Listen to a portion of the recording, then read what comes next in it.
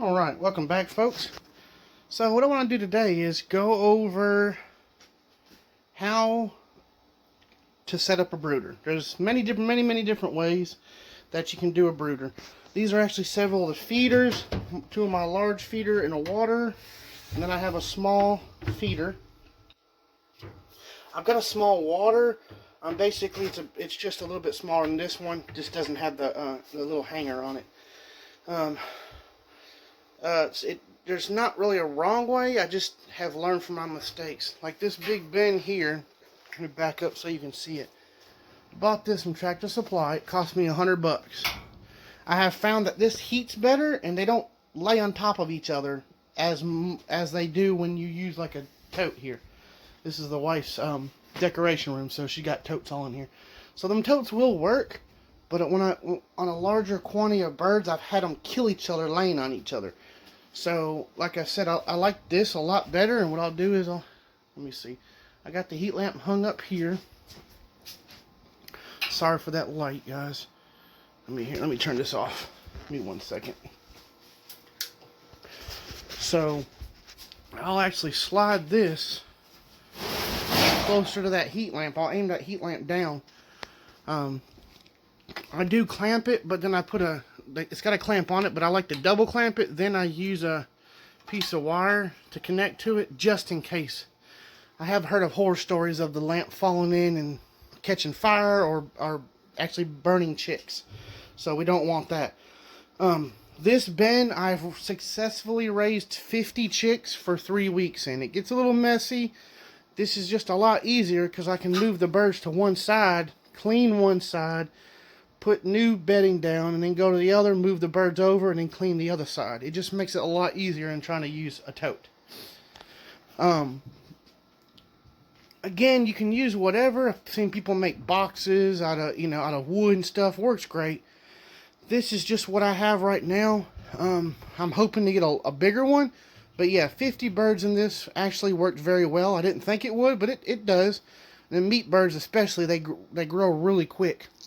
But regular chicks, you should be good, even up to probably about 4 weeks. Like I said, the feeders, I just get these at Tractor Supply. This is great for if you're getting about maybe a half a dozen to a dozen birds. That'll work fine. At 50 birds, you need something a little bigger. I actually got one just a little bigger than this that I use too. Now another thing, bedding, I use pine shavings. You can use cedar, but the problem with cedar is cedar has a tendency to give them a respiratory infection when they're little.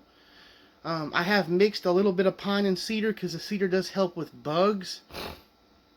But you got to be careful because that can cause an issue with the respiratory system. What I normally do is I actually have a friend at Oleo Acres. His son does the Oleo Acres wood shop, and what I do is I have a thing where I'll go when he does like planing and stuff, and even just sawing all that sawdust and stuff. When he does non-treated wood, if you get it from somebody, make sure it's non-treated. That can cause respiratory infection in you and the chicks, or even I'm sure it'll probably kill them too because of the chemical they use to treat the wood. So non-treated lumber. Like I said, pine or whatever. I use, last time I used oak. When I raised these last meat birds, you can kind of see, if you go back, you'll see what I was using. I got all that for free. I think I got 4.5 bags, and it lasted, them 100 birds, it lasted for 3 weeks. Actually, I still had some left. So, I'll fill the bottom of that. Right here, I'll fill all this with about an inch and a half. And then what I'll do is here, you see this. This is just the old broken one. I flip it upside down, and I'll kind of sink it down into the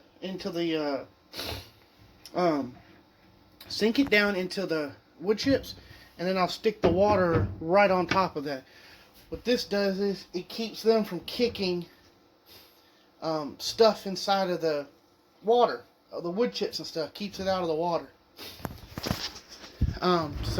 But I'm gonna try and go through some of the stuff that I do and how I do it. I want to be able to teach you. Ain't been really teaching you a whole lot. Kind of just talking about what I had going on, stuff I've learned. If you want to see me make something, let me know. I'll be glad to do it. I'm not an engineer, but I will figure it out. We will make it. We shall. But like I said, I've got the hanging waters I have out there. I can show you how to make one of those. Pretty cheap. Costs you about $25 to buy. Probably cost you, with the bucket, the lid, and the nibblers. You gotta buy the nibblers in bulk.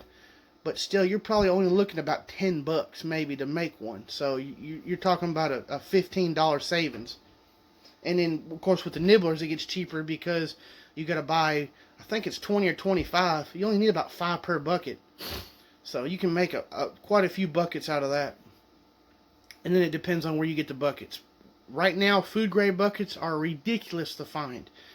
But if you have like a local, what is it? Let me think here. Like where they sell your bakery, excuse me, like a local bakery. Go to them and see, because sometimes they'll buy lard and stuff in 5-gallon buckets. Maybe they'll sell you the buckets for 50 cents a piece. Better to use food grade. I've got some out there that weren't, some Lowe's bucket, Walmart bucket. Haven't had an issue. The Lowe's bucket is probably about 10 years old. Just about, maybe about 8 years. About 8 years old, just as long as I had the birds. I've been in them 8, 9 years. And it's actually held up. Now, you can use Tractor Supply buckets. They will work.